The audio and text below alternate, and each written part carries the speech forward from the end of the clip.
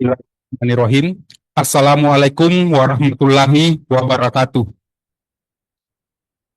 Selamat pagi, salam sejahtera untuk kita semua.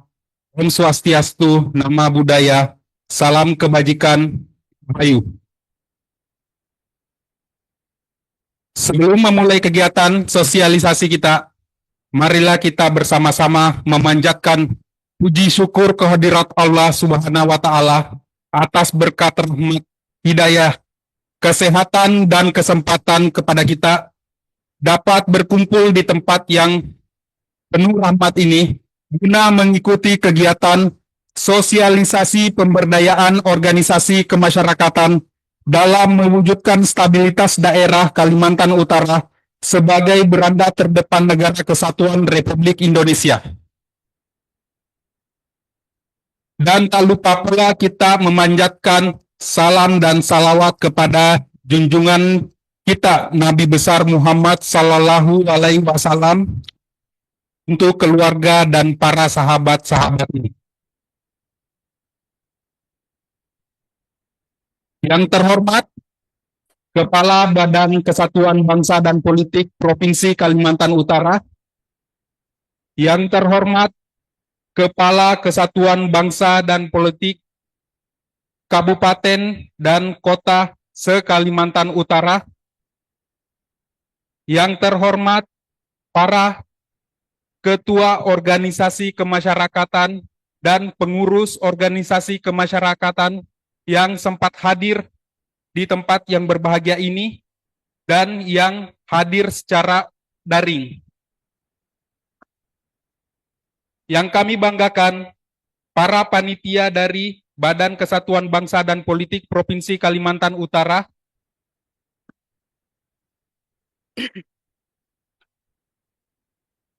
izinkan saya sebelum memulai untuk memperkenalkan diri. Saya sebagai moderator atas nama Fajar dari Badan Kesatuan Bangsa dan Politik Provinsi Kalimantan Utara. Untuk kegiatan sosialisasi kita pada pagi hari ini akan dibawakan oleh narasumber Bapak Ranawesti Liling, SH, MH, dan Bapak Abigail Tulak, SE, MAP. Sebelum memasuki kegiatan sosialisasi, izinkan saya memberikan arahan atau membagi sesi ini menjadi dua sesi. Yang pertama adalah sesi pemateri yang dibawakan oleh kedua narasumber, dan kedua adalah sesi tanya jawab. Jadi dimohon kepada para peserta untuk tidak memberikan pertanyaan pada saat sesi pemateri, karena sesi tanya jawab sudah kita siapkan di setelah sesi materi. Untuk mempersingkat waktu, saya persilahkan kepada narasumber, yaitu Pak Abigail Tulak, SE, MAP, untuk membawakan materi berjudul Pemberdayaan dan Pelaporan Organisasi Kemasyarakatan. Dengan ini saya persilahkan.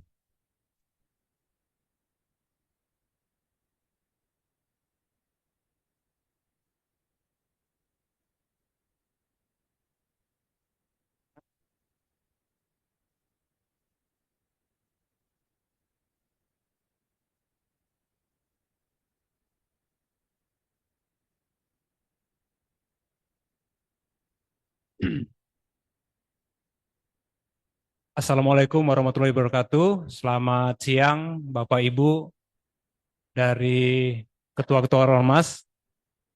Izinkan saya pada kesempatan pagi hari ini menjelang siang akan memberikan informasi yang berkaitan tentang organisasi kemasyarakatan.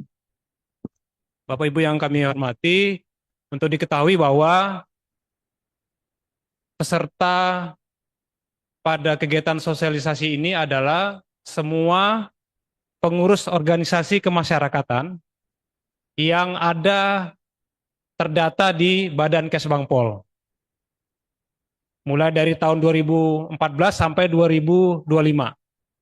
Jadi ada organisasi yang berbadan hukum, ada yang tidak berbadan hukum, dan ada juga yang organisasi yang tidak memiliki kedua-duanya. Jadi itu tetap kita tetap kita data. Oleh karena itu, pada kesempatan yang baik ini, kami akan coba memberikan informasi terkait dengan tentang keormasan. Yang berikutnya adalah kegiatan ini merupakan rangkaian dari launching fokus tadi, di mana fokus kita pada hari ini adalah memberdayakan keberadaan organisasi kemasyarakatan dalam mewujudkan stabilitas di wilayah Kalimantan Utara. Dan pada kesempatan ini merupakan sarana silaturahmi antara ormas, dan kami juga pada kesempatan hari ini ingin mendapatkan saran masukan dari Bapak Ibu sekalian, di mana dari rangkaian fokus Kaltara ini nantinya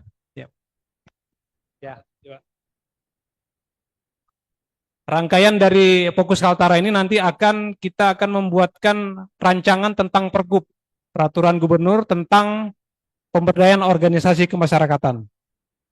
Dan tentunya fokusnya adalah bagaimana teman-teman ormasnya nanti kita berdayakan dalam melakukan deteksi dini dan cegah dini ya terhadap mendukung stabilitas di Kalimantan Utara, terhadap ancaman, tantangan, dan hambatan di wilayah Provinsi Kalimantan Utara. Izinkan saya ingin memaparkan terkait dengan keormasan. Belum. Oh, belum. Ya, untuk diketahui bahwa pemberdayaan ormas itu diatur dalam peraturan pemerintah nomor 58, di mana pemberdayaan ormas itu sebenarnya adalah memberdayakan ormas untuk melakukan kerjasama ya. Jadi kerjasamanya itu antar organisasi kemasyarakatan dengan organisasi kemasyarakatan dan dengan swasta maupun dengan masyarakat seperti itu. Ada juga nanti skemanya kerjasama antara pemerintah daerah dengan organisasi kemasyarakatan. Jadi ada skema-skemanya, dan untuk sumber dananya juga ada yang kerjasama dan juga adalah sumber hibah. Nanti kami akan coba memberikan informasi terkait dengan bagaimana pelaporan keberadaan ormas, karena data yang ada di kami itu terkadang kurang update ya. Artinya dari teman-teman terkadang pada saat ada pergantian kepengurusan, pergantian alamat sekretariat, itu tidak melaporkan kembali kami, sehingga kami kesulitan pada saat peninjauan ke lapangan seperti itu. Belum ya? Ya, untuk diketahui bahwa di Kesbangpol sendiri kita untuk pelaporan maupun pendaftaran organisasi kemasyarakatan kita sudah ada platformnya ya.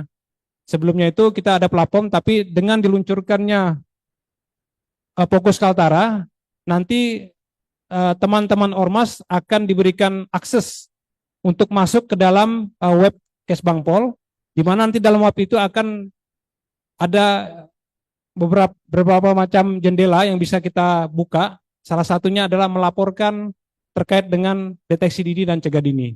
Jadi pada kesempatan pagi hari ini, dan kami sekali lagi ingin mendapatkan masukan, saran dari Bapak Ibu sekalian, agar fokus ini betul-betul bisa maksimal dijalankan di Kalimantan Utara, seperti itu. Belum ya? Nanti paparan saya ini ada mungkin ada sebagai informasi dan ada juga sebagai data-data, di mana kami juga pada saat ini juga kami telah memetakan keberadaan atau pengurus organisasi yang sudah hadir pada saat ini. Kami mengundang sekitar 141 organisasi kemasyarakatan yang ada di data kami. Pada saat ini organisasi kemasyarakatan yang hadir sekitar 76, ada setengahnya. Oke, lanjut.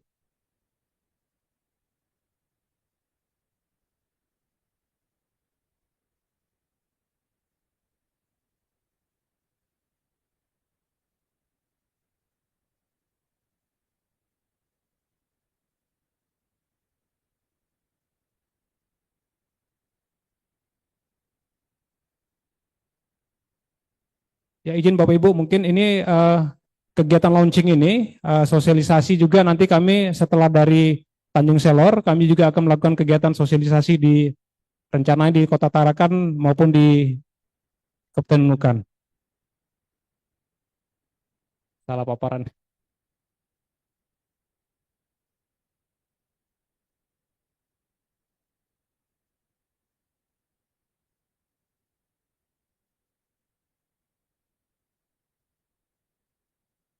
Keberadaan organisasi kemasyarakatan ini juga sangat strategis ya, karena kalau kita hitung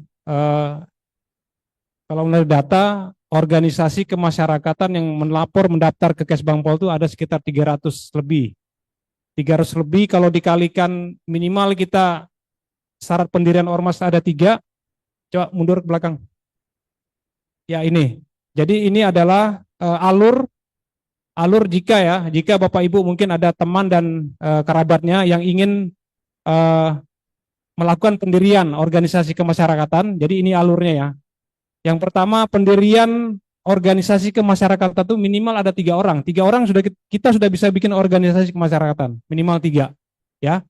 Terus Bapak Ibu nanti administrasi kelembagaan organisasinya ada yang berbadan hukum dan tidak berbadan hukum. Jadi ormas itu yang diatur dalam Undang-Undang 17 itu hanya ada 2 ya. Jadi yang berbadan hukum dan tidak berbadan hukum. Pertanyaannya bagaimana kalau ormas itu tidak berbadan hukum dan tidak berbadan hukum? Karena kita sudah ada Undang-Undang 45 ya. Undang-Undang 45 pasal 28 kebebasan bersikap dan berkumpul. Artinya ormas Bapak juga tetap diakui. Tapi secara administrasi organisasi Bapak tidak terdaftar di pemerintah. Secara administrasi seperti itu. Kalau Bapak mendirikan organisasi, ini kan kalau saya perhatikan data kami di Kesbangpol itu rata-rata adalah organisasi yang berjenjang. Artinya perwakilan di sini, rata-rata hampir 70% adalah organisasi yang berjenjang seperti itu. Jadi adalah organisasi yang ada di Kesbang adalah organisasi yang perwakilan-perwakilan. Jadi jika ingin mendirikan, itu ada 2 ya, ada yang berbadan hukum. Kalau badan hukum itu bentuknya yayasan. Kalau yayasan tidak berbasis anggota, seperti itu. Berikutnya dalam bentuk perkumpulan. Prosesnya semua melalui notaris. Jadi semua proses administrasi semua dari notaris, nanti akan diproses di sistem administrasi badan hukum di Kementerian Hukum, seperti itu. Nah, jika Bapak Ibu atau kerabat ingin mendirikan ormas yang tidak berbadan hukum, itu prosesnya melalui Kesbangpol. Kesbangpol nanti diverifikasi oleh Kesbangpol dan akan dikirim ke sistem Siola di Kemendagri dan akan melakukan proses seperti itu. Jadi tinggal pilihan. Nah, bagi Bapak Ibu yang sudah berakhir SKT-nya, ada berapa di sini yang mungkin hadir SKT yang berakhir, silakan nanti komunikasi dengan kami akan siap bantu seperti itu.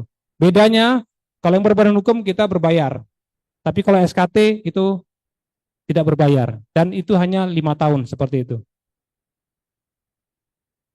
Oke, lanjut. Nah ini yang seperti saya sampaikan tadi bahwa di Kesbangpol itu terdata dari tahun 2014. Jadi ada 300 organisasi kemasyarakatan. Termasuk juga ada 10 organisasi yang dibentuk berdasarkan peraturan perundang-undangan. Salah satunya adalah FKDM, FKUB, EPK. Ini tadi ada DPPI ya. DPPI seperti itu. Jadi dia bukan kategori, dia bukan termasuk organisasi kemasyarakatan yang diatur dalam Undang-Undang 17 tahun 2013. Dari 300 ada 89 ormas yang tidak aktif. Tidak aktif dalam arti susunan kepengurusannya sudah berakhir dan tidak melaporkan kembali. Kita komunikasi juga tidak respon dan pada saat kita melakukan peninjauan ke lapangan, sekretariatnya sudah tidak ada. Seperti itu. Tapi keberadaan datanya tetap ada di kita. Seperti itu. Oke, lanjut. Nah, ini adalah SKT. SKT yang diterbitkan oleh Kesbangpol. Jadi ada 38, 26 tidak aktif dan 12 yang aktif. Seperti itu. Oke, lanjut. Nah, ini adalah tujuan, fungsi, hak, dan kewajiban organisasi kemasyarakatan. Saya rasa ini Bapak Ibu sudah tahu semua lah ya. Ini hanya mengingatkan saja. Lanjut. Sesuai dengan Undang-Undang 17 tadi, ormas itu tujuannya apa, didirikan ormas itu tujuannya apa, fungsinya apa. Ya, salah satu tujuan ormas itu adalah memberikan pelayanan kepada masyarakat. Artinya bidang-bidang kegiatan ormas itu sudah ada. Ada yang bidang sosial, ada yang konsen di pendidikan, ada konsen di kemasyarakatan, dan ormas itu salah satu fungsinya adalah menyalurkan aspirasi. Jadi terutama khusus anggota-anggota ormas itu menyalurkan aspirasinya sesuai dengan tujuan bidang ormas itu. Ini mungkin Bapak Ibu sudah paham semua lah. Oke, lanjut. Nah, ini terkait dengan hak dan kewajiban. Berkaitan dengan fokus, di sini ada hak organisasi kemasyarakatan yaitu melakukan kerjasama. Nanti dalam pemberdayaan ormas itu memang ada kerjasamanya nanti. Baik itu antar sama ormas, sama swasta maupun sama pemerintah. Jadi sudah berhak organisasi itu melakukan kerjasama. Terkait dengan stabilitas, ada kewajiban ormas. Salah satunya adalah menjaga ketertiban umum dan untuk menciptakan kedamaian. Jadi salah satu kewajibannya itu tadi, untuk mendukung bagaimana stabilitas di Kalimantan Utara tetap aman. Lanjut. Oke, ini tadi yang saya bilang tadi pemberdayaan ormas ya. Jadi pemberdayaan ormas itu adalah meningkatkan kinerja keberlangsungan ormas dengan menciptakan kondisi memungkinkan ormas dapat tumbuh berkembang secara sehat, mandiri, akuntabel, dan profesional. Jadi pemberdayaan ormas itu adalah kuncinya adalah untuk tumbuh berkembang ya. Terus pertanyaannya, pemberdayaan ormas itu bagi ormas yang mana? Ormas yang terdaftar, yang berbadan hukum maupun yang tidak berbadan hukum. Tapi ormas yang tidak memiliki tadi tidak bisa dilakukan pemberdayaan seperti itu. Tidak bisa melakukan kerjasama antar swasta, pemerintah maupun masyarakat. Seperti itu. Itu kerjasamanya boleh dengan ormas lain, boleh ke masyarakat, boleh ke swasta. Sebagai contoh, mungkin ada kegiatan perusahaan, CSR-nya, mungkin penyalurannya bisa dalam bentuk programnya dari swasta, tapi yang menjalankan untuk sasaran di lapangan adalah teman-teman ormas. Nanti bisa banyak contoh-contohnya seperti itu. Nah, dalam hal pemberdayaan ormas, pemerintah daerah dapat memfasilitasi, ya, dapat memfasilitasi. Nah, salah satunya adalah bagaimana fasilitas kebijakan. Di sini yang dimaksud dengan fasilitasi kebijakan adalah pada saat ini kami sedang menyusun draft tentang menyusun draft pergub tentang pemberdayaan ormas. Nah, oleh karena itu pada pagi hari ini silakan Bapak Ibu memberikan saran masukan sehingga nanti pada saat penerbitan pergub itu betul-betul pergub itu dapat maksimal dalam pemberdayaan ormas. Terus penguatan kapasitas kelembagaan dan berikutnya adalah peningkatan kualitas SDM. Pemerintah dapat memfasilitasi salah satunya peningkatan kualitas SDM.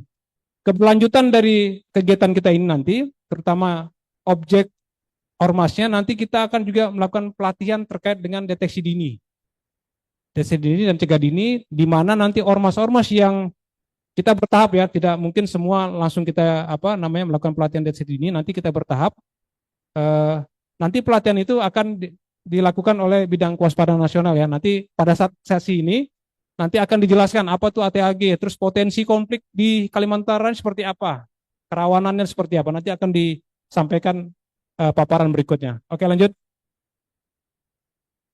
Nah, ini tadi seperti saya bilang, dalam Permendagri, Peraturan Permendagri nomor 58 tahun 2016 itu diatur tentang kerjasama antara pemerintah, organisasi kemasyarakatan, maupun badan atau lembaga. Badan atau lembaga itu termasuk yang organisasi yang dibentuk berdasarkan peraturan perundang-undangan. Contohnya yang tadi FKUD, FKDM, terus salah satu juga ada DPPI di sini. DPPI juga itu seperti itu diatur di sini.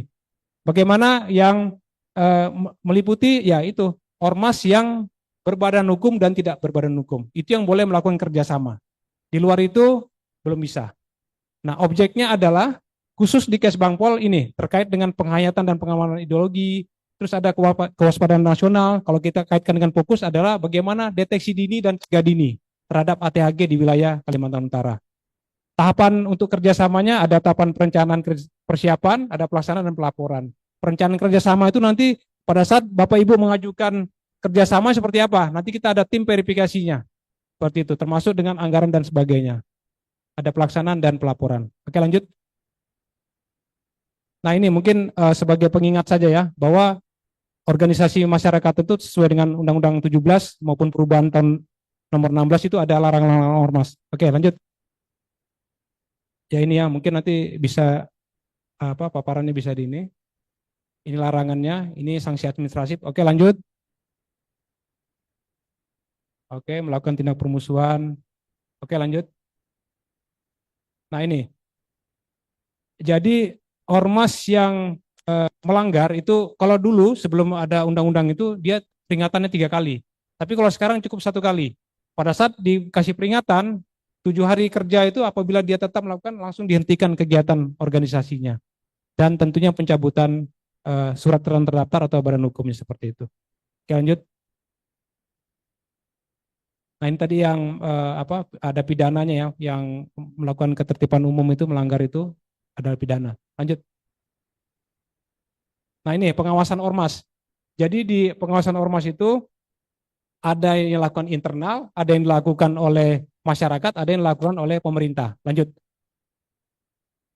Ya ini pengawasan internal organisasi kemasyarakatan itu dilakukan oleh pengurus organisasi internal, artinya ya organisasi itu sendiri pada saat ada perselisihan ya itu ditegakkan sesuai dengan anggaran dasar dan rumah tangganya.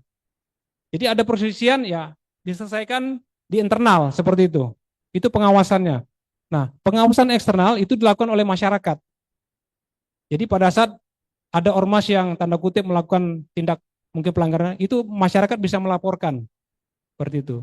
Itu dari sisi masyarakat, dari sisi pemerintah kita membentuk tim terpadu. Nah, tim terpadu pengawasan ormas ini melibatkan instansi ya seperti Polda, Binda, dan sebagainya. Seperti itu. Oke, lanjut. Nah, ini jika ada terjadi perselisihan, ya mediasi. Bagaimana? Mediasi itu seperti apa? Mediasi itu dilakukan oleh ormas itu sendiri kepada pemerintah. Jika ada perselisihan nih, ormas mengajukan ke pemerintah untuk dilakukan fasilitasi seperti itu. Kalau di berbadan hukum, kalau pusatnya ada di Menteri Hukum, kalau di tidak berbadan hukum ada di Mendagri. Seperti itu. Jadi pada saat dilakukan mediasi, begitu terjadi kesepakatan, selesai. Tapi begitu tidak selesai, lanjut ke pengadilan. Sebagai contoh saya tidak sebut ada, sampai saat ini ada ormas yang sampai ke Mahkamah Agung. Kasasi, begitu kasasi penetapan sudah ingkrah, tetap masih lagi. Terus. Tapi kami di Kesbangpol perlu Ibu ketahui bahwa kami hanya pencatatan saja, pencatatan administrasi saja. Jadi apabila ada putusan pengutusan di pusat mengatakan ormas ini yang terdaftar, itu yang kami catat di tempat kami seperti itu. Oke, lanjut.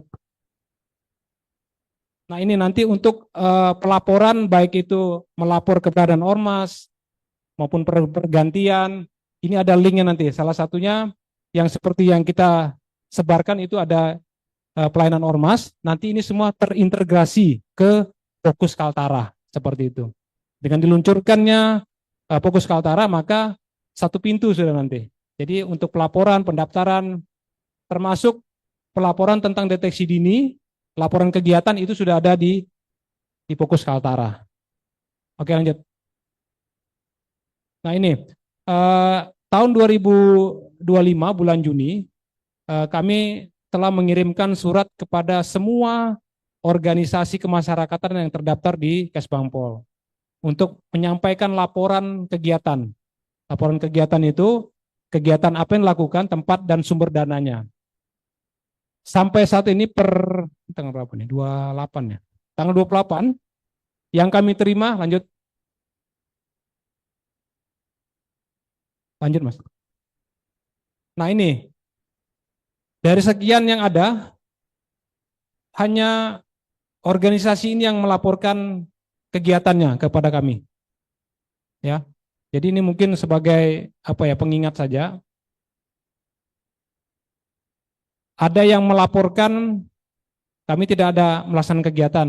Ya nggak apa-apa, karena memang tidak melaksanakan kegiatan. Biasanya kan kalau tidak melaksanakan kegiatan berarti internal saja itu, seperti itu. Jadi ada 41 organisasi kemasyarakatan yang melaporkan kegiatan yang telah dilaksanakan tahun 2024. Seperti itu. Oke, lanjut. Nah ini, jika organisasi itu sudah berbadan hukum, tidak berbadan hukum, maka dia bisa mengajukan dana hibah.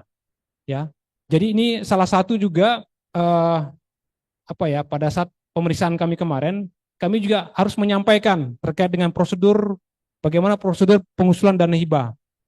Ya, jadi teman-teman ormas, ada Pergub tahun 2000, Pergub nomor 24 tahun 2024 itu mengatur tentang bagaimana cara mengusulkan dana hibah seperti itu. Sudah ada prosesnya dan sebagainya.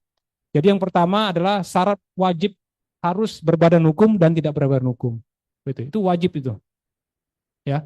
Yang berikutnya permohonan itu diajukan ke Bapak Gubernur. Seperti itu. Nanti dari Bapak Gubernur ada disposisi organisasi proposal ini leading sektornya kemana? Seperti itu.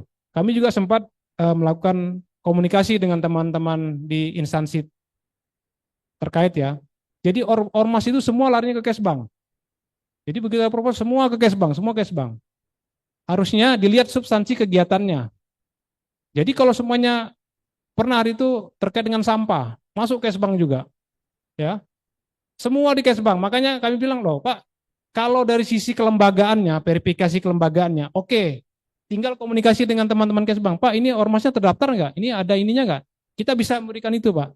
Tapi kalau tidak dilihat substansi kegiatannya, waduh, semua masuk di Kesbang.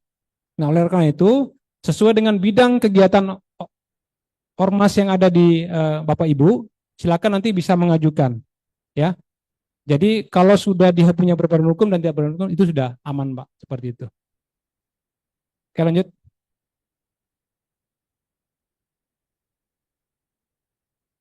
Ya, mungkin itu yang bisa saya sampaikan.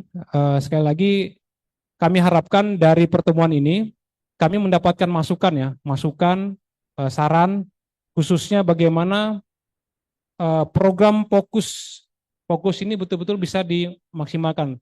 Khususnya kami juga dalam waktu dekat ini menyusun pergubnya ya, peraturan gubernur, bagaimana supaya pelaksanaan nanti itu bisa betul-betul dapat memberdayakan ormas, khususnya dalam melakukan deteksi dini dan cegah dini terhadap ATHG, seperti itu. Mungkin itu yang bisa dapat saya sampaikan. Mohon maaf jika ada kekurangan. Kami akhiri, selamat siang dan terima kasih.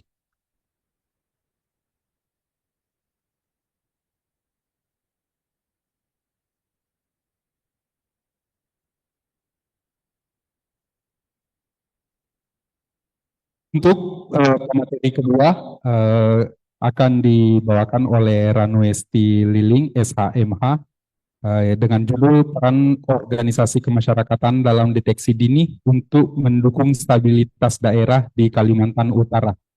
Dengan ini kami persilahkan kepada Bapak Ranwesti Liling untuk memaparkan materi yang sudah disiapkan. Dengan ini kami persilahkan. Baik, terima kasih moderator sudah memberikan kesempatan. Jadi moderator kita pada pagi ini impor langsung dari Pulau Bunyu. Baik, terima kasih. Assalamualaikum warahmatullahi wabarakatuh. Shalom, salam sejahtera untuk kita semua. Om Swastiastu, Namo Buddhaya, salam kebajikan. Salam Pancasila. Wah, kurang semangat. Kalau saya bilang salam Pancasila, tangan kanan di depan ya. Salam Pancasila. Masuk tuh. Baik, terima kasih. Kami izinkan perkenalan. Kami Kepala Bidang Kewaspadaan Nasional dan Penanganan Konflik di Badan Kesatuan Bangsa dan Politik. Kali ini diberikan paparan terkait dengan peran organisasi kemasyarakatan dalam deteksi dini. Jadi kalau Pak Kabid Ormas tadi menyampaikan tentang bagaimana pendaftaran, bagaimana peran organisasi kemasyarakatan, itu yang perlu kita perhatikan. Agak serius. Jadi kalau yang saya sampaikan ini serius tapi santai. Tidak terlalu membuat kita berpikir keras. Kira-kira begitu. Baik, sebelum saya mulai, saya awali dengan satu pantun. Pagi hari menanam padi, sore datang menanam kelapa. Mari bersama kita hadiri sosialisasi ini demi Kaltara. Tepuk tangan dulu. Baik, untuk peran organisasi, kami dari bidang kewaspadaan nasional terkait dengan deteksi dini, apa peran organisasi kemasyarakatan itu? Pertama, terkait dengan latar belakang. Latar belakang pemberdayaan ormas pada penyelenggaraan kewaspadaan dini di Kalimantan Utara. Jadi ada 3 ruang lingkup yang ada. Yang pertama terkait dengan regulasi, yang kedua ruang lingkup, dan yang ketiga adalah tujuan. Ini ibarat pendidikan, regulasinya strata 1, ruang lingkupnya strata 2, tujuannya strata 3. Karena di tujuan itu kita mulai mainkan filsafat ilmu yang ada pada kita masing-masing. Untuk regulasi sudah disampaikan tadi oleh laporan Pak Kaban selaku Kepala Badan Kesbangpol, Undang-Undang Nomor 17 Tahun 2013 dan Permendagri Nomor 2 Tahun 2018 tentang kewaspadaan dini di daerah. Dan yang terakhir baru selesai dibuat, yaitu Pergub tentang penyelenggaraan kewaspadaan dini Nomor 29 Tahun 2024. Untuk ruang lingkup yang ada pada kewaspadaan dini, yaitu pengumpulan data. Jadi pengumpulan data dan informasi faktual terkait dengan situasi di daerah. Khususnya pada fokus Kaltara ini, yaitu berada di perbatasan. Untuk yang kedua, yaitu pemanfaatan teknologi informasi. Itu ada pada pencatatan dan pengumpulan data informasi terkait dengan potensi konflik, yaitu potensi konflik yang ada pada ATHG, ancaman, tantangan, hambatan, dan gangguan. Nah, muncul pertanyaan, ATHG yang seperti apa yang kita catat dan kumpulkan, dan laporan informasi seperti apa? Mohon izin ya Bapak Ibu, saya sambil jalan, saya berdiri. Jadi informasi apa yang akan kita catat, informasi apa yang kita kumpulkan, yaitu informasi terkait dengan IPOLEK Sosbud Hankam. Jadi IPOLEK Sosbud Hankam itu mencakup ideologi, politik, ekonomi, sosial, budaya, pertahanan, dan keamanan. Dan yang terakhir ada surat edaran dari Kementerian Dalam Negeri, ruang lingkup untuk pencatatan dan pelaporan nanti itu, untuk pengumpulannya juga ada pada pelayanan publik, pelaporan terkait dengan aksi atau indikasi gerakan terorisme, dan yang terakhir adalah informasi publik. Terus tujuan dari penyelenggaraan yaitu implementasi dari pelibatan masyarakat pada program pemerintah. Jadi kalau di organisasi kemasyarakatan sudah dijelaskan oleh Pak Abigail tadi selaku Kepala Bidang Organisasi Kemasyarakatan, ada juga organisasi kemasyarakatan yang dibentuk berdasarkan peraturan Menteri Dalam Negeri, yaitu Forum Kerukunan Umat Beragama, Forum Pembauran Kebangsaan, Forum Kewaspadaan Dini Masyarakat, dan Forum Penanggulangan Terorisme atau FKPT. Untuk pengertian apa itu kewaspadaan dini, ada definisi, tujuan, dan fungsi serta pelaku atau aktor dari kewaspadaan dini. Jadi kewaspadaan dini adalah serangkaian upaya. Jadi serangkaian upaya atau tindakan untuk menangkal segala potensi, ancaman, tantangan, hambatan, dan gangguan dengan cara melaksanakan deteksi dini, cegah dini, dan lapor dini.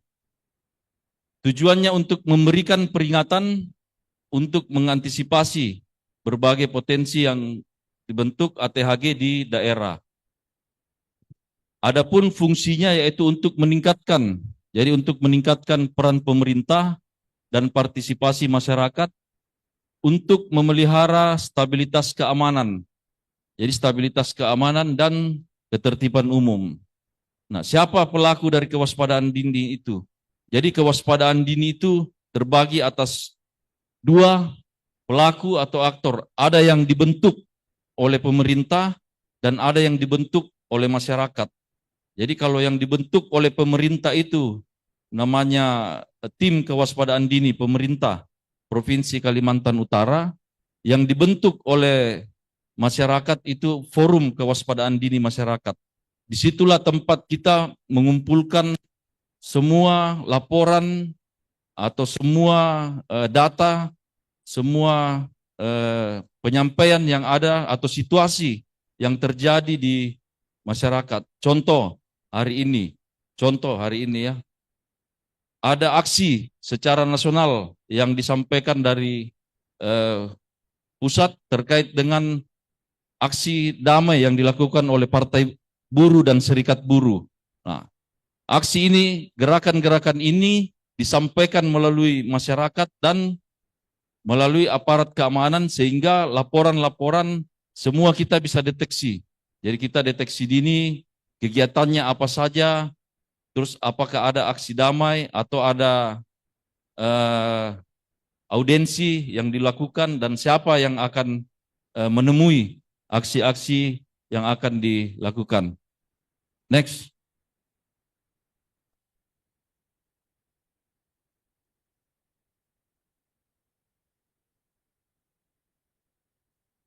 Next, Bang.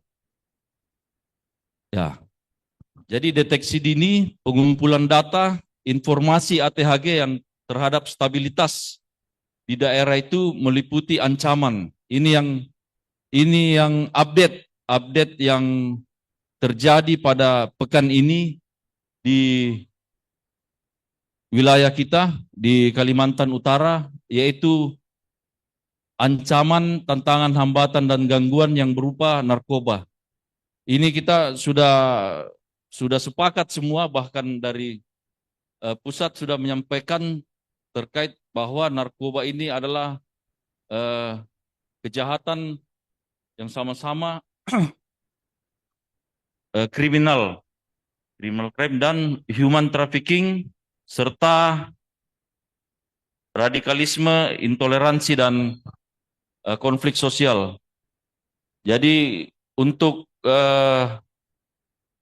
ancaman berupa narkoba dari semua peran organisasi kemasyarakatan sudah disampaikan juga oleh Kepala Bidang Ormas untuk setiap organisasi kemasyarakatan melakukan sosialisasi terhadap penolakan dari gerakan anti narkoba berupa kegiatan P4GN.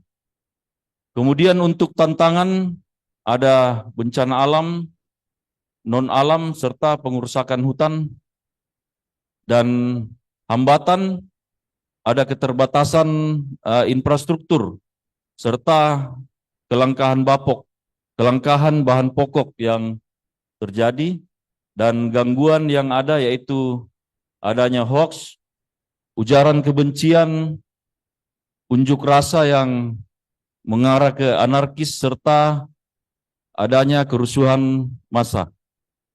Next.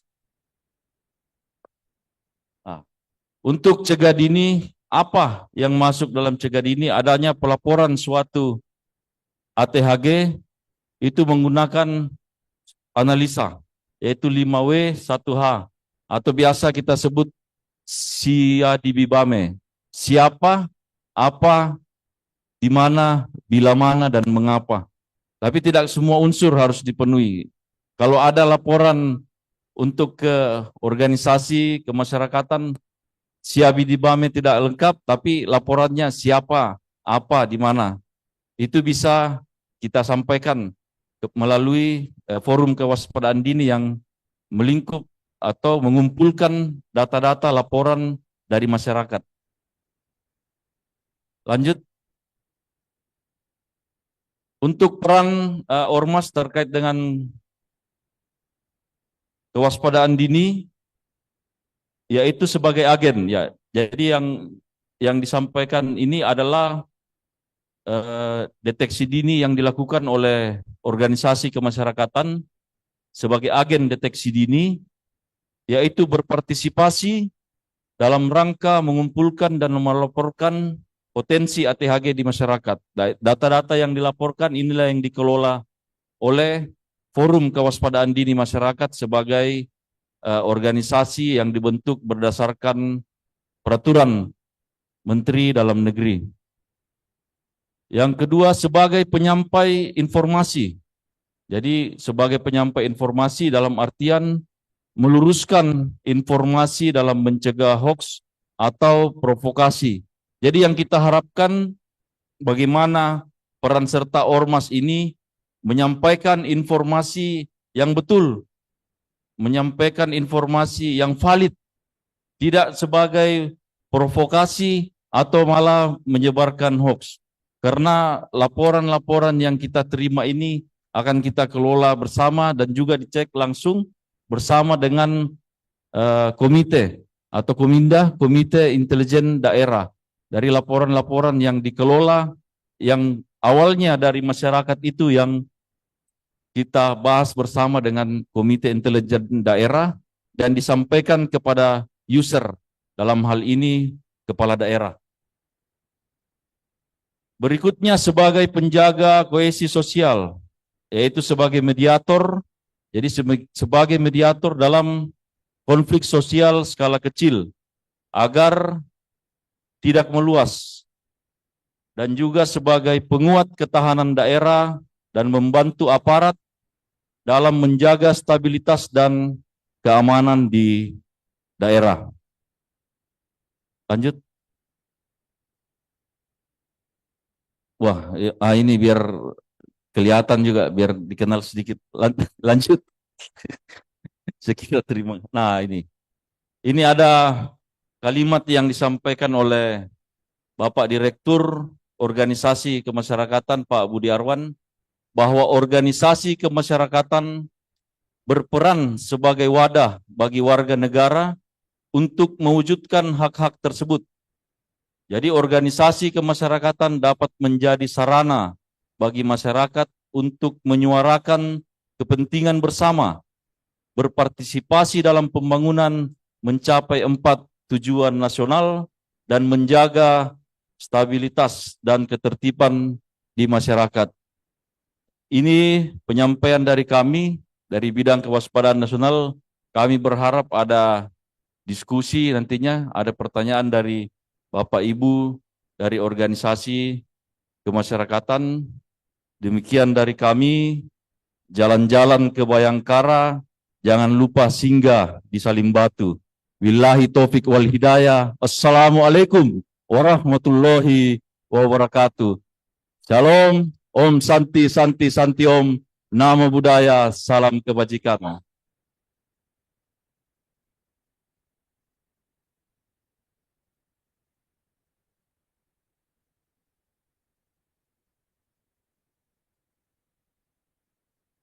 Terima kasih kepada Bapak Ranwesti Liling atas materi yang tadi disampaikan. Untuk mempersingkat waktu, karena ini juga sudah jam 11:30, ada sedikit tambahan untuk memperkenalkan tentang aplikasi Puskaltara yang akan dibawakan oleh Bapak Adrianto Eskom. Dengan ini kami persilahkan kepada Bapak Adrianto untuk memberikan perkenalan pada aplikasi tersebut. Assalamualaikum warahmatullahi wabarakatuh. Salam kebajikan, salam sejahtera untuk kita semua. Bapak-bapak, ibu-ibu, kemarin saya izin dulu Bapak Kaban, Pak Kabit, Pak Abi. Saya diminta sama Pak Kaban untuk memaparkan apa sih itu Puskaltara. Jadi supaya kalau kita praktekkan secara online gitu mungkin ada trouble, jadi saya sudah siapkan videonya Bu. Ya, video. Jadi mungkin silakan Bu yang pertama dulu Pak. Maaf, Dokter.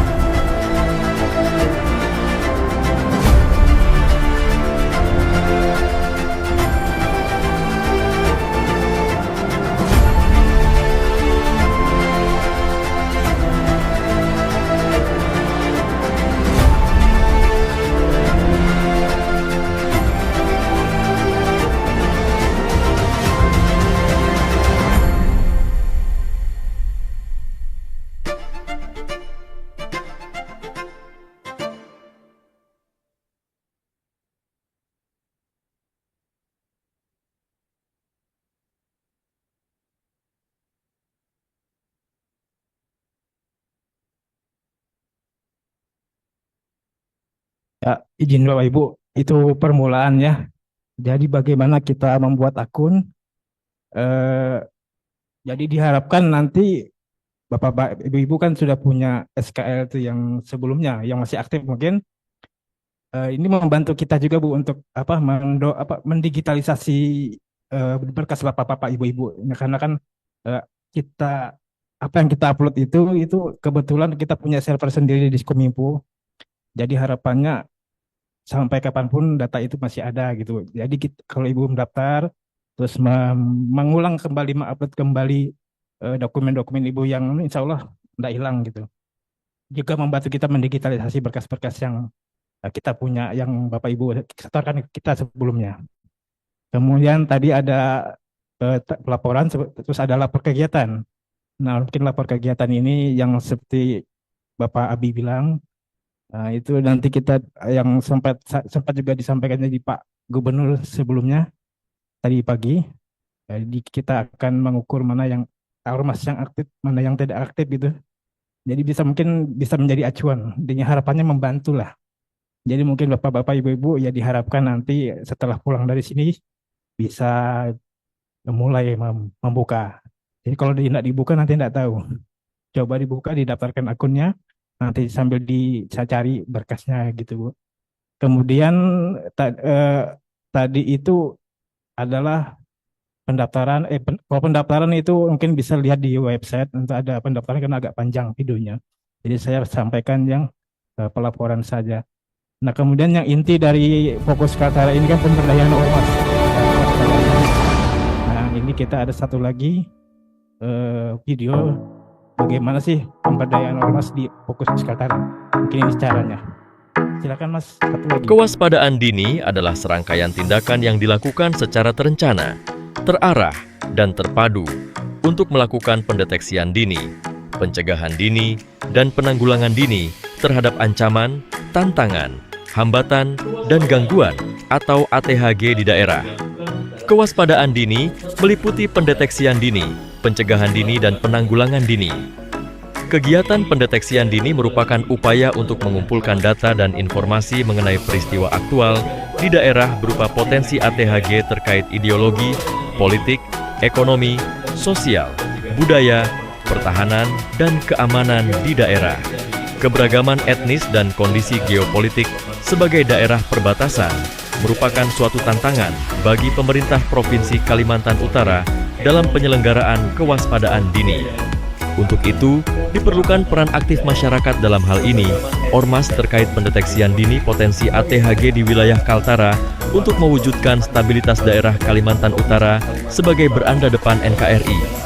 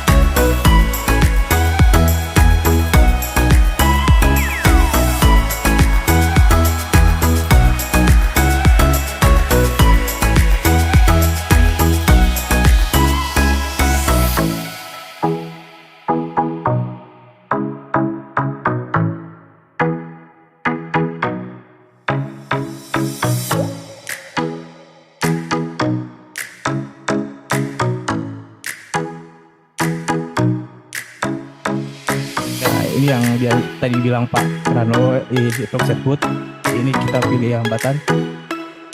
Nah, ini perihal itu kalau bilang Pak Rano tadi apa yang siap digambarkan apa gitu.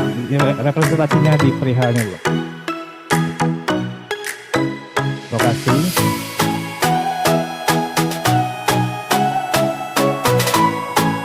tanggal,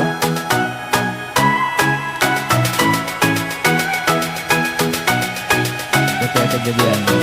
Jadi kejadian apa yang terjadi.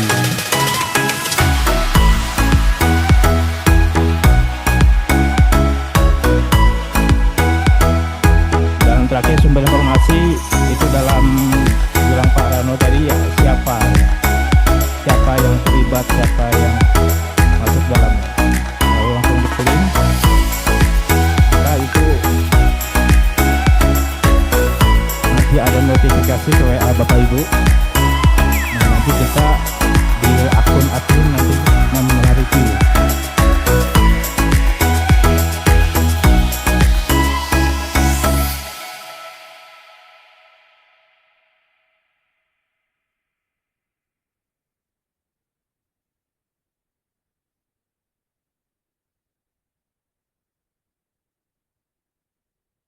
Nah, demikian Bu yang bisa kita sampaikan tentang Fokus Kaltara. Selebihnya nanti bisa mungkin di web, itu semua pedoman ada di sana semua. Ya, diharap yang selanjutnya kita silakan ke Bapak Moderator.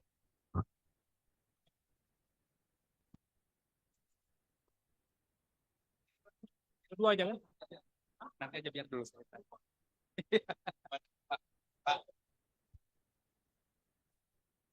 Izin dari Ibu. Baik, terima kasih atas kesempatan yang diberikan. Assalamualaikum warahmatullahi wabarakatuh. Selamat siang, salam sejahtera untuk kita semua. Saya Andi Siti Nuhriati, mewakili Pak Ketua FPK, Pak Ustadz Jalil. Di Forum Pembauran Kebangsaan, saya ditunjuk sebagai bendahara.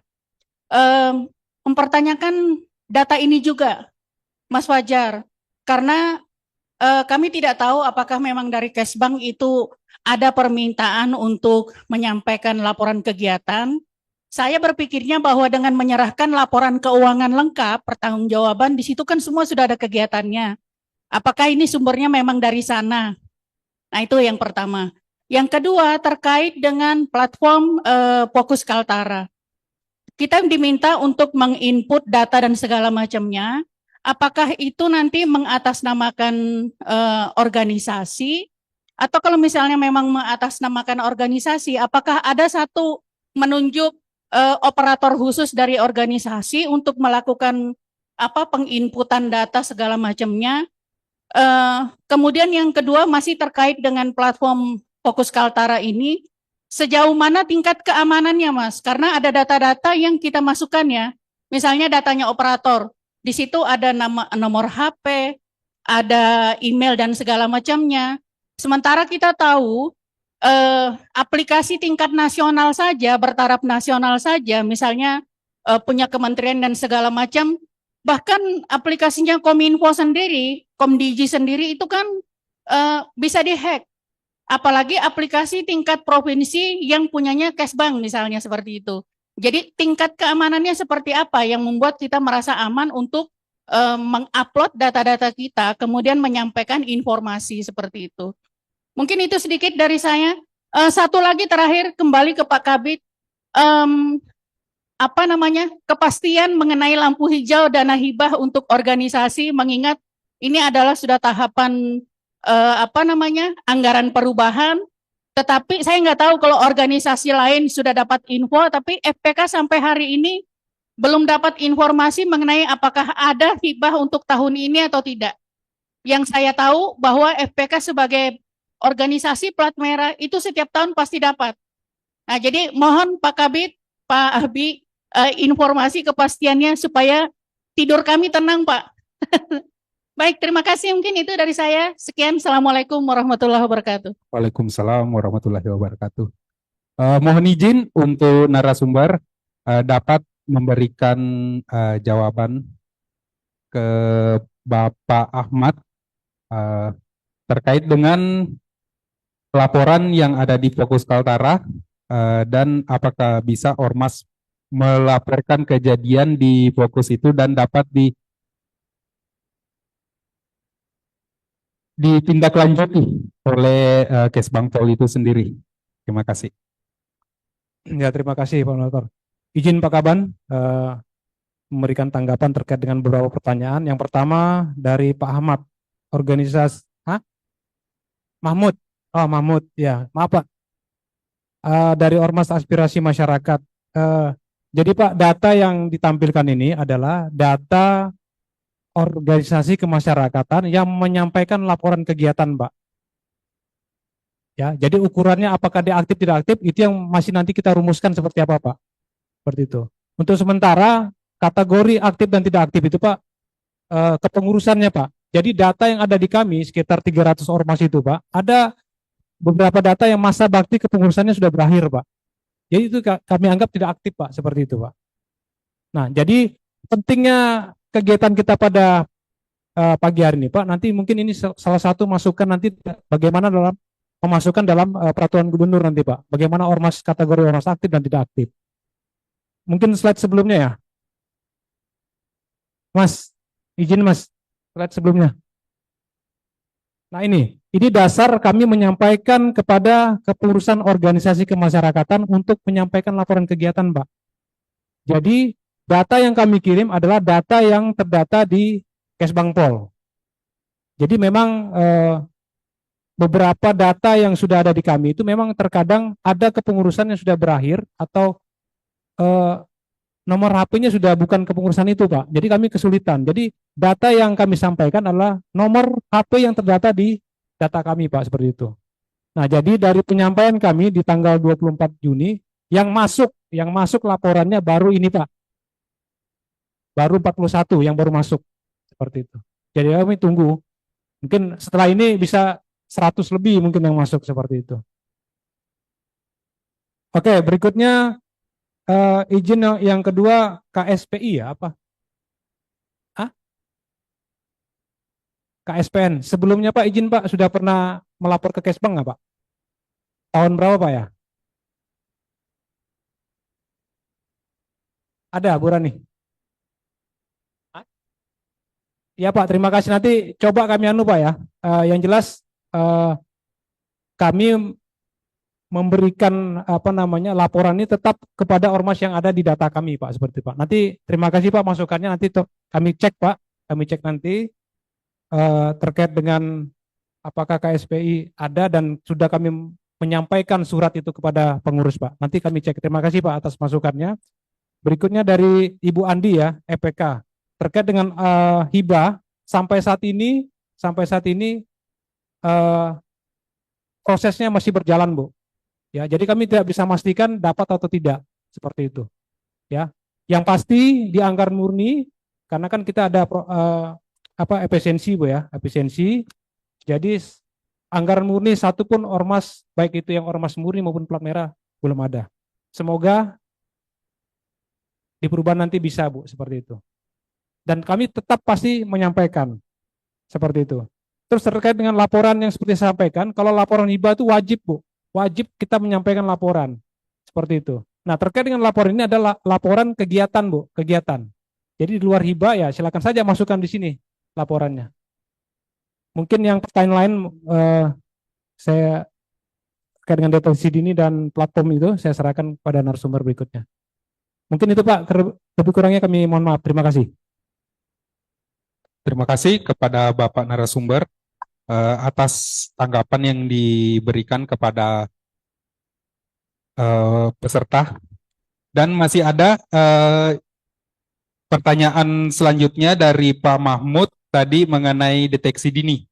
Apakah jika kita melaporkan kejadian pada aplikasi itu dapat ditindaklanjuti oleh Kesbangpol?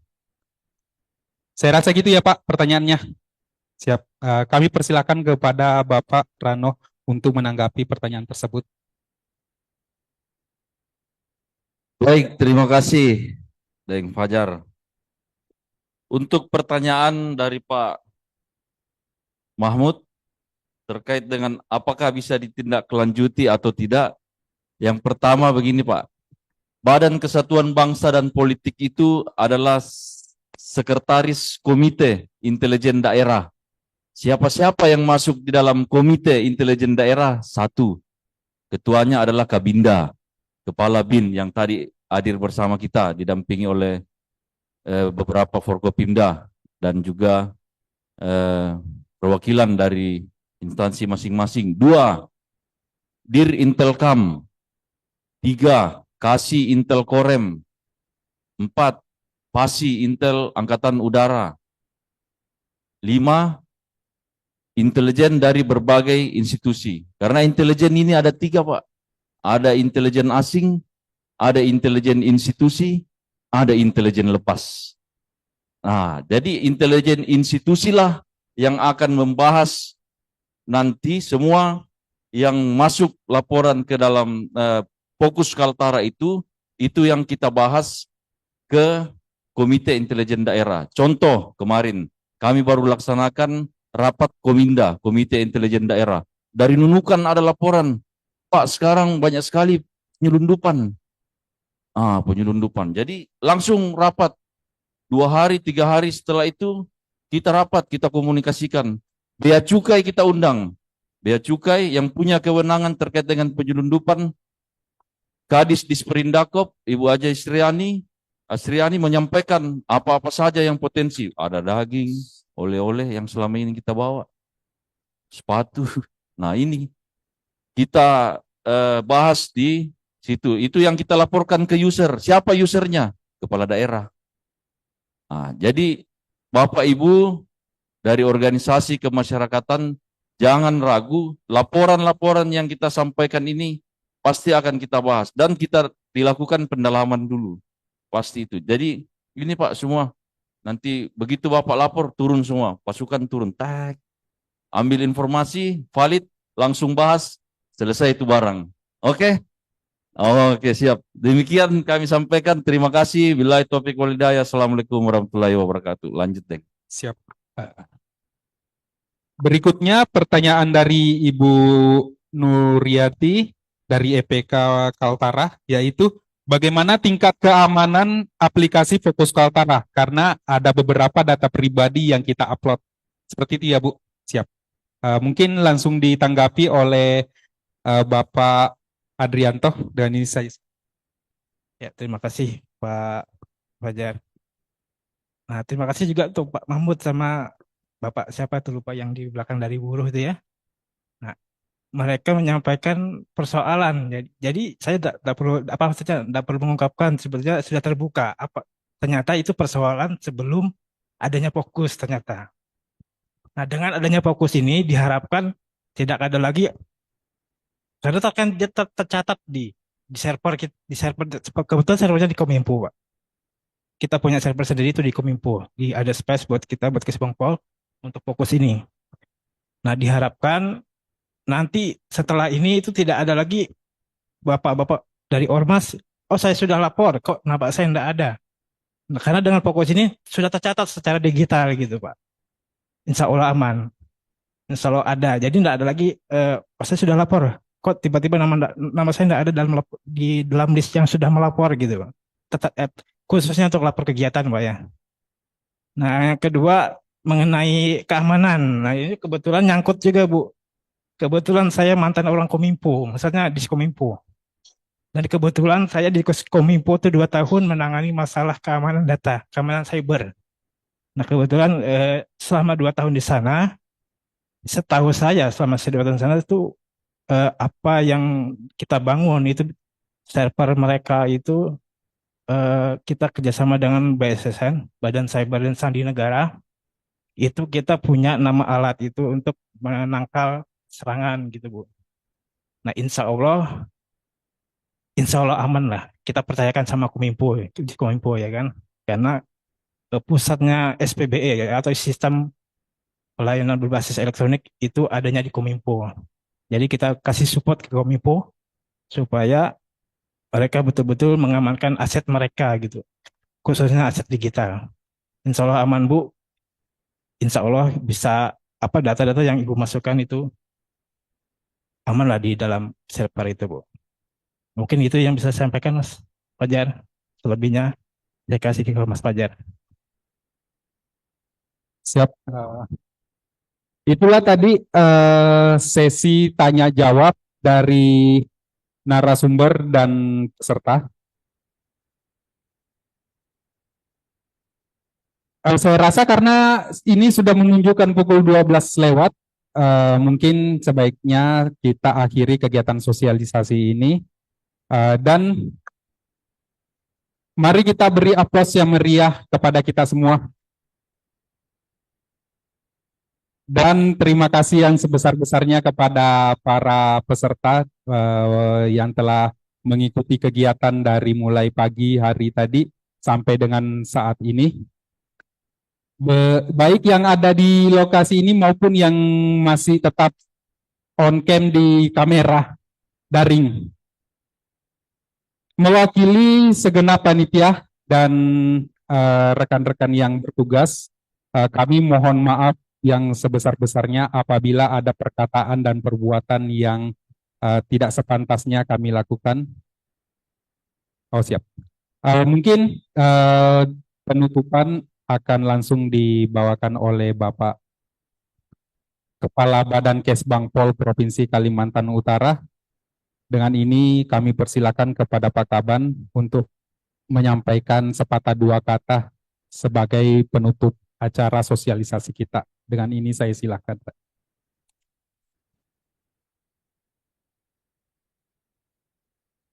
Ya baik, terima kasih atas kesempatan yang diberikan. Yang kami hormati Bapak Ibu semua yang masih setia hadir sampai penghujung acara. Saya mohon perhatian ini sebelum kita menutup atau mengakhiri pertemuan kita pada malam hari ini. Tentu dari penyampaian yang disampaikan oleh narasumber, mohon izin Bapak Ibu semua, dari penyampaian tentu ada banyak pertanyaan dari Bapak Ibu semua. Jadi setelah ini kami akan buatkan grup WA untuk kita. Tentu nanti kami minta saran masukan di grup WA. Karena mungkin terbatas kita menyampaikan di sini karena waktu kita terbatas. Jadi harapan kami melalui grup WA yang ada kita bisa nanti berkomunikasi. Dan harapan kami juga sesuai dengan arahan dari Bapak Gubernur, tentu ke depan di anggaran tahun depan akan dibantu untuk dana hibah. Ya, kalau kita berbicara proses dana hibah ini tentu harapan kami Bapak Ibu semua dari pengurus ormas yang ada bisa mengajukan proposal di tahun ini. Karena ini berproses Bapak Ibu. Kita akan verifikasi, setelah kita verifikasi kita akan ajukan ke TAP. Jadi harapan kami Bapak Ibu semua bisa berproses sesuai dengan syarat-syarat yang disampaikan terkait dengan keaktifan. Yang selanjutnya mohon perhatian kita semua juga tentu dalam kaitannya dengan stabilitas daerah wilayah Kalimantan Utara, tentu besar harapan kami kepada Bapak Ibu semua pengurus organisasi kemasyarakatan yang ada berkaitan dengan kondisi-kondisi aktual yang ada di wilayah kita ini menjadi catatan kita bersama terkait dengan hal-hal yang mungkin belum jelas. Kami sangat berharap ormas yang sudah terdaftar baik SKL ataupun SKT bisa berkomunikasi dengan kami di Kesbang. Tentu misalnya berkaitan dengan dinas mana yang belum jelas, kita bisa fasilitasi. Harapan kami kita bisa komunikasi lebih awal. Karena kita punya budaya. Saya yakin Bapak Ibu punya budaya. Jadi harapan kami kita bisa komunikasi dengan baik. Alangkah baiknya mungkin kita audiensi sebelum kita lanjut ke aksi-aksi. Kenapa? Harapan kami tentu dengan keberadaan kita semua, sinergi kolaborasi kita ini senantiasa terjalin. Jadi bukan berarti kami membatasi. Kami tidak membatasi karena itu dijamin oleh undang-undang. Kita menyatakan pendapat di muka umum. Cuma harapan kami, tolong berdayakanlah juga kami selaku yang mungkin bisa dikatakan orang tua ormas yang ada di pemerintah Provinsi Kalimantan Utara ini, untuk memfasilitasi segala hal-hal yang mungkin bisa kami bantu berkenaan dengan hal-hal teknis yang ada di kita. Mungkin itu yang dapat kami sampaikan. Sekali lagi terima kasih kepada Bapak Ibu semua telah berkenan hadir, mendukung semua, dan tentu harapan kami juga kepada Bapak Ibu semua perwakilan ormas, jika sependapat kami mohon ada testimoni untuk dukungan. Jadi perlu kami jelaskan ini bukan sekedar proper, tapi harapan kami depannya dalam memudahkan komunikasi sinergi kita bersama-sama menggunakan fokus Kaltara ini. Jadi sekali lagi kami terima kasih kepada kita semua. Tidak lupa juga kami mohon maaf atas segala kekurangan, baik penyampaian data maupun kegiatan kita pada hari ini. Ada hal-hal yang kurang berkenan, kami mohon dimaafkan. Kami akhiri dengan ucapan selamat siang. Wassalamualaikum warahmatullahi wabarakatuh. Salam sejahtera untuk kita semua. Terima kasih.